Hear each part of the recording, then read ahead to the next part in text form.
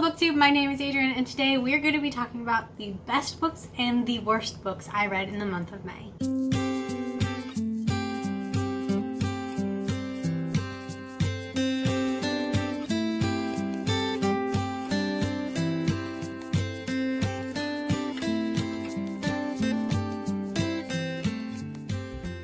So if you saw my quarterly goals update that I posted last month, you will know that one of the goals I had for this year was to post a wrap up on this channel every month for the books that I read throughout that month. I didn't do that. I have yet to post a wrap up at all this year. I think I'm going to be posting one for April because of the owls, but hi Adam. I read so many books in a month that it's just kind of ridiculous for me to telling you all of the books I read. On that video, my lovely friend Ara, who I will link her Twitter down below, she recommended that I should do a best and worst of the month. And that way I'm only talking about the books that I have really strong feelings for being the best books and the worst books. And then everything else in between is just not important. And if you were interested in everything I read, you can go check out my GoodReads, because I do create a shelf on my GoodReads with every book that I read across the course of a month. So if you're interested in seeing all of the books I read in a given month, they're all on there. You can go check those. My GoodReads is always linked down below for you to check out and to add me if you want. There's always that option. But I love the idea of doing the best and worst, because there are sometimes books that I feel really strongly about, like this is a great book, you should definitely check it out. And then there are books that I feel really strongly about and that I just didn't like it, and I want to share my thoughts on.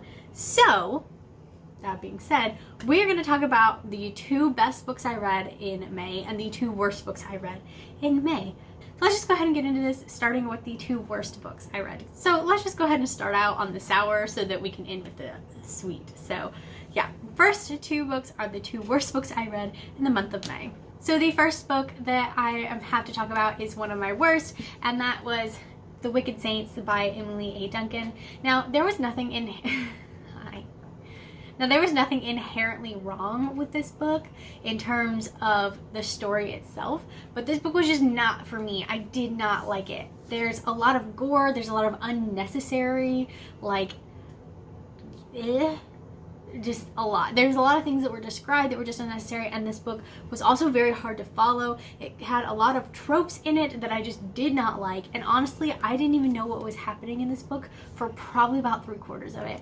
I was just lost and didn't know what was going on. So this was definitely one of the worst books I read in May. It is not the worst book I read in May.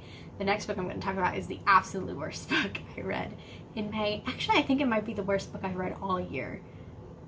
So there's that. So yeah, this one I just didn't like. I know that there are a lot of people that really like this stuff, but as somebody who's not a heavy fantasy reader and who doesn't really love things to be super gory, this just was not for me.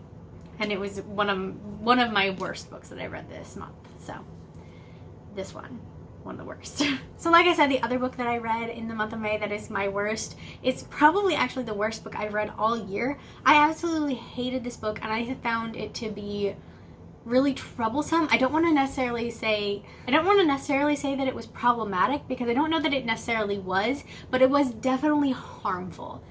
There were some things said and done in it that just were not good, but I'll talk about that more once I actually tell you what the book was. And unfortunately, this book was an ARC that I received from NetGalley. The book was Please Send Help by Gabby Dunn and Allison. I read the first book in this series back towards the beginning of the year. I don't remember when, but I read it towards the beginning of this year, and I thought it was okay. I didn't super love it, but it was fine. I had issues with the character Jen, and she was just a lot and very harsh and very mean to this person that she says is her best friend. She was just mean all the time and very just rude and harsh, and I didn't like her.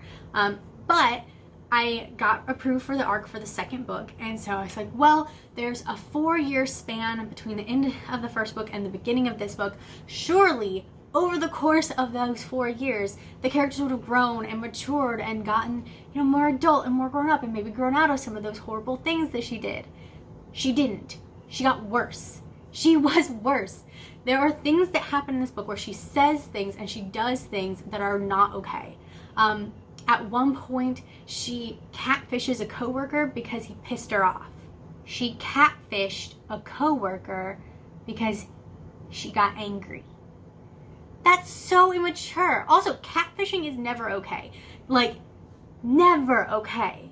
And she did this because he rubbed her the wrong way. What? That's not okay. There was like practically no punishment for her actions. None. Nothing happened. I don't want to spoil it for you if you do decide to read this book, but it was just not good. It was very bad, very bad. And then she also is constantly hating on people. She, at one point in the book, word for word says, everyone deserves to be happy except Republicans.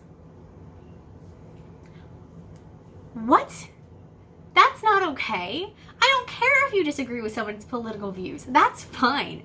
Disagree all you want.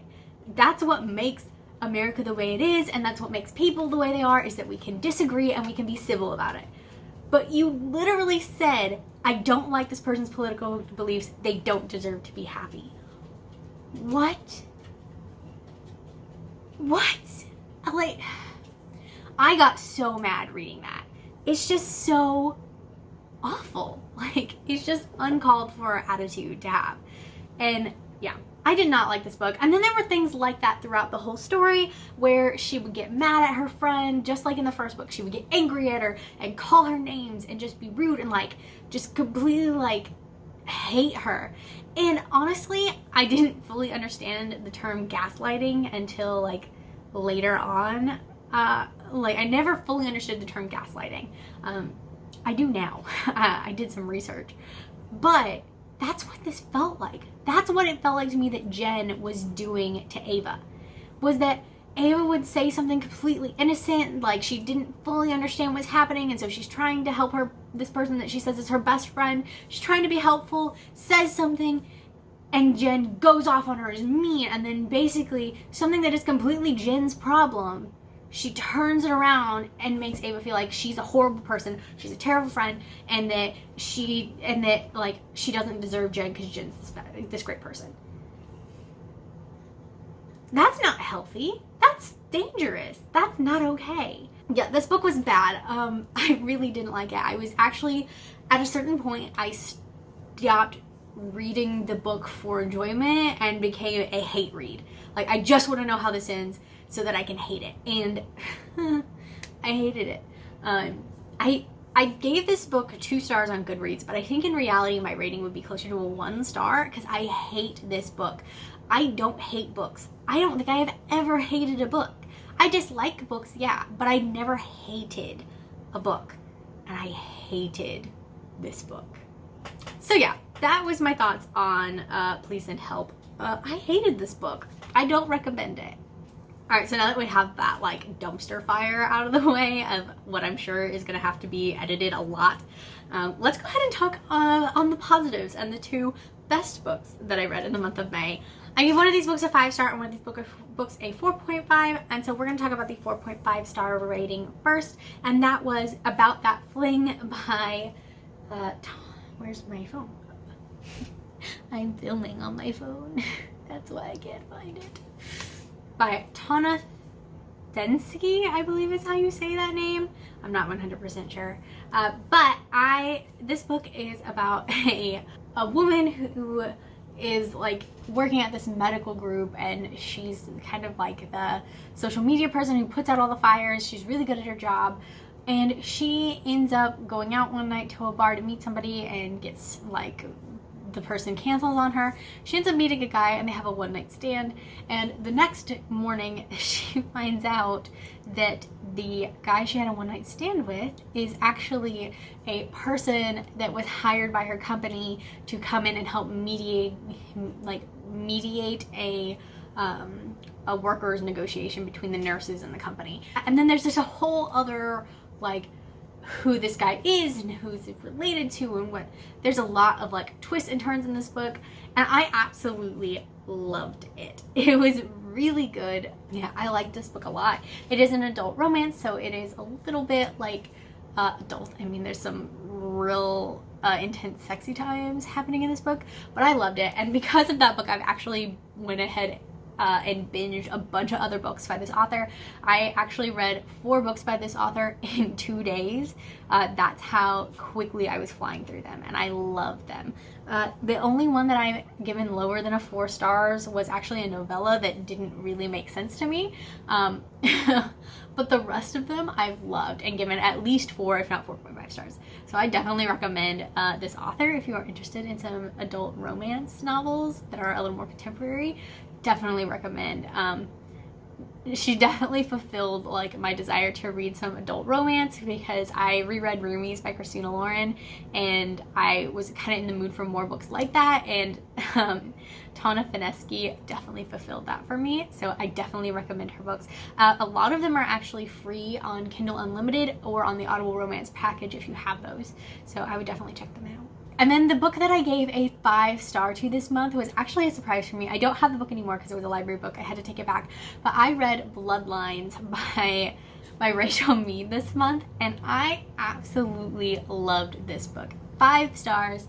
It is a follow-up to The Vampire Diaries, so we get to see some of our old characters. The main characters in this book are actually all characters that we had seen as side characters in the Vampire Academy novels. I finished this first book and I am so excited to move on to the next one. I will say that the one thing that I did happen from me reading this book is my name is Adrian.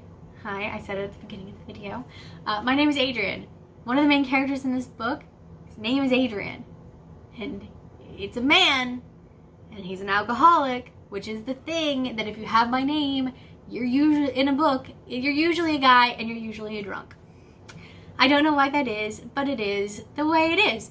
And so by the end of this book, I wasn't convinced that my name was Adrian anymore. I don't know what I thought my name was, but I wasn't Adrian because that was a vampire in a novel.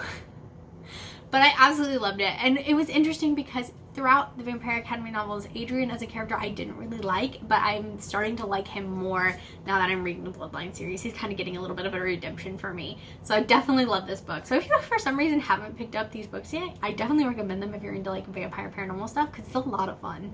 So yeah. Those were the best and worst books I read in the month of May. I'd love to know what your thoughts are on the books that I read. If you read anything that was like a really great best book you've read this month, or what your worst book that you read this month was, because I'll be honest, I love me a salty rant about a book. I just do. Those are my 2 favorite and my 2 least favorite books of the month of May. I hope you enjoyed this video, guys. Thank you so much for watching, and I will see you guys in my next video. Bye.